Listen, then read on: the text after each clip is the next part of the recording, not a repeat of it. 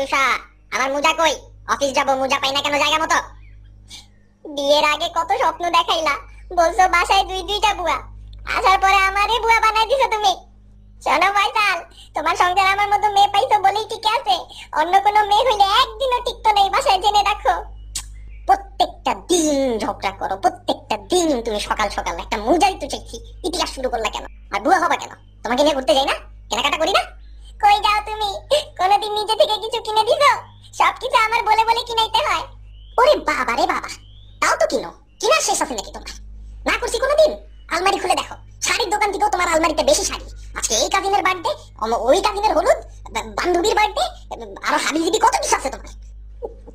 না করবা কেন তুমি? বিয়ে করছো কেন তাইলে? ছেলে খেলা পাইছো? শোনো ফয়সাল, আমার জীবন নিয়ে যদি তুমি খেলা, আমি জেনে রাখো কিন্তু আমার বাবা কিন্তু আর্মিতে আছে। ভাই মাপ চাইছি, ঠিক আছে, মাপ চাইছি। চাও লাগবে না, মোজাও লাগবে না, স্যান্ডেল পরেই অফিস যাবো, তুমি শান্তিতে থাকো।